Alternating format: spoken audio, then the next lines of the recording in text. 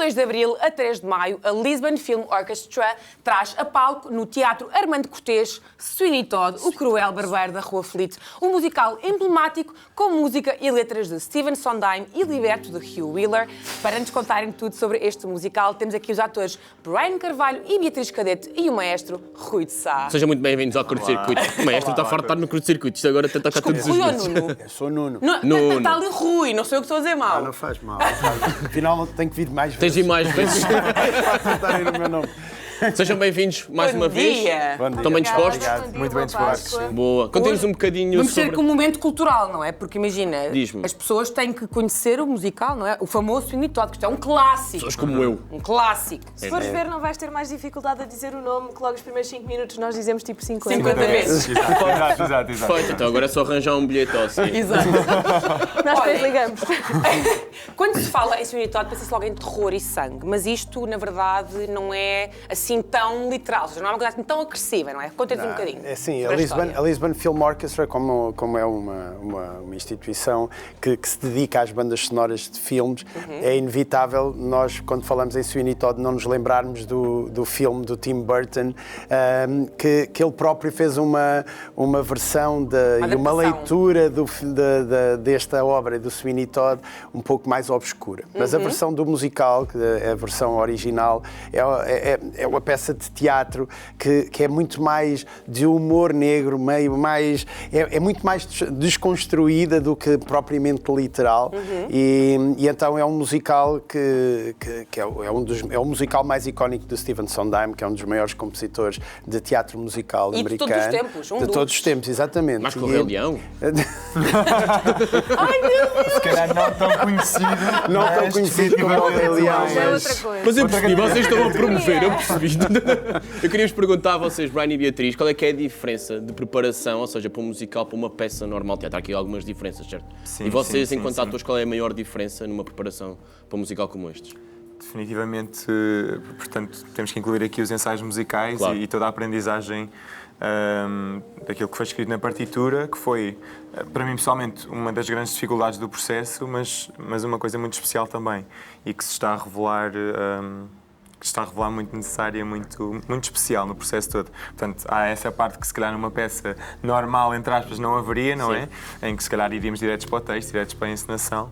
Aqui temos que aprender a música e aprender bem a música para que depois ela informe não só a personagem, mas também tudo o que são marcações em palco, ou seja, a música dita muito. Exatamente, porque teatro musical não deixa de ser uma arte que é teatro, mas em que a música conta a história. E dito ao tempo quase da história, Exatamente, Sim, porque sim. um dos grandes preconceitos do teatro musical é porque é que as pessoas estão a falar e de repente começam a cantar. É verdade? Pós-leigos na matéria? Pós-leigos, é isso. Só que há teatro musical muito direcionado para essa característica e que eu pessoalmente também não gosto, mas que quando nós temos a oportunidade de interpretar uma obra destas que está tão bem escrita, é pouco entender, eu por palavras eu consigo transmitir uma ideia, mas a música dá-me uma nova camada que só com as palavras não era suficiente. Claro. E todos nós, a música faz-nos sentir isto, não é? Qualquer Provoca tipo de sentimentos, música. emoções, Exatamente. não é? E nós só que usamos isso com a música, mais as palavras que estão dentro de uma história. E essa música tão bem escrita direciona-nos e dá-nos a continuidade da história. Isso é que é o mais magnífico no teatro musical. Dá profundidade, não é? Exatamente. Completamente. Qual é que é a vossa sensação? Porque isto é uma peça que é adaptada, não é? Houve aqui uma tradução tanto da letra a nível musical, se calhar as notas, um leigo na matéria, mas as notas são as mesmas, mas há uma tradução da letra e se calhar uma adaptação dos... Foram meses que fui eu que fiz a tradução e a adaptação. Então ainda bem que esta pergunta é perfeita. Exatamente. E foram meses de grande trabalho, porque o Stephen Sondheim é perito em usar rimas. E usa rimas atrás de rimas. E a dificuldade é a tradução para continuar a manter a lógica da música, porque a melodia é a mesma, como tu estás a dizer, as notas são iguais, mas os sons têm que soar tão fluidos como no original. Claro. E então é quase um puzzle E isso foi uma das coisas para mim que mais prazer dá, é como é que eu vou rimar esta palavra com esta, como é que eu vou fazer com que isto tudo soe. E então isto torna-se um desafio quase intelectual de montagem de palavras, não é só... Porque não é a coisa de agora eu estou a sentir que o texto fica bonito assim. Não é. O original é este. Se eu quero passar esta palavra, esta é a palavra-chave, como é que eu vou rimar com esta? E este é realmente o grande desafio de trazer Stephen Sondheim para português, que pronto, como fui eu que escrevi, não posso dizer que está muito bem, mas gosto muito, gosto mesmo muito de os ouvir cantar essas adaptações que são muito bem. Claro. E vocês sentem pressão por ser... O Nuno já está mais do que tarimbado nisto, mas ter uma adaptação de uma coisa que é tão clássica e tão icónica, sentem pressão ou entusiasmo por corresponder às expectativas? Eu diria que as duas. Os dois. Ou seja, temos aqui uma responsabilidade de contar esta história e de servir a história, que é o nosso trabalho enquanto atores, enquanto músicos, toda a equipa artística, claro. Não é? Mas depois, ao mesmo tempo, temos a oportunidade de contar esta história. E como respondi ao Nuno agora, efetivamente é uma história que muitas pessoas já conhecem e que há muitas pessoas que conhecem, por exemplo, o filme, não conhecem o musical, vão ver pela primeira vez e têm talvez expectativas.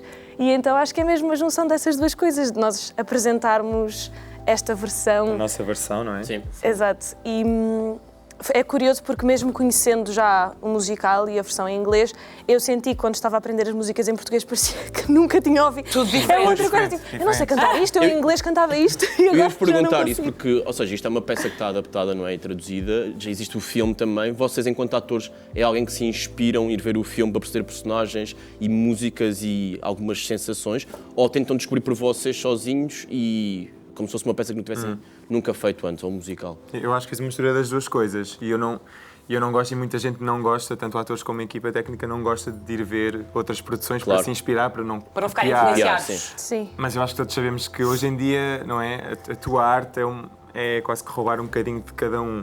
E para este processo em específico, eu abri essa porta de possibilidades e fui ver, acho que vi umas 3 ou 4 produções diferentes, incluindo o filme. E percebi que, olha, foi assim que eles resolveram esta cena, foi assim que eles resolveram aquela. Pois é isso, porque há problemas na personagem e... Sim, ao mesmo em palco, de como é que... Vocês vão ver que nós estamos a fazer muita coisa e enquanto estamos a cantar e temos marcações e eu estou a fazer a barba a alguém e estou também, talvez, a matar alguém, quem sabe? Que é muito diferente do teatro de... Porque não falámos, porque o Brian vai ser o nosso Sweeney Todd. Portanto, O principal. O principal vai ser o que dá realmente o motivo à história. E ele tem este ar luminoso, mas quando vocês... Vai ser muito sombrio. Tem que dar a Qual é a câmara? Qual é a câmara para onde ele possa... Tal, numa Páscoazinha, Numa estava lá. Páscoazinha. Estão fartos de paz e amor. Agora cabrita a seguir, vamos. Exato. Não, mas eu acho que a Páscoa é até uma boa altura para exorcizar demónios, que no fundo é o que nós estamos a Não é limpar a alma, não é? Exato. Começar de novo, quem não precisa. Porque o Sweeney Todd conta uma história macabra de um homem que foi preso durante 20 anos por um crime que não cometeu e resolve regressar a Londres para se vingar. E encontra assim uma maneira meia esquisita de se vingar juntamente.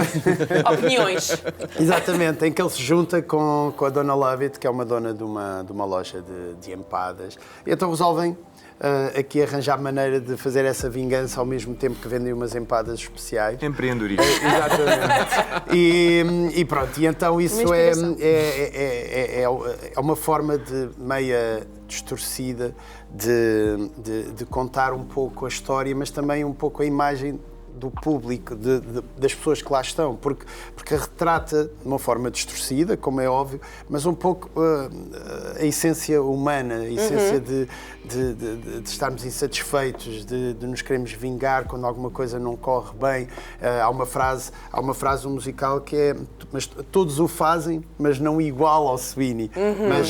E portanto isto é importante perceber que é uma representação de alguns sentimentos mais escuros destes demónios. E mundanos. Exatamente. Não é? Que todos temos, todos temos.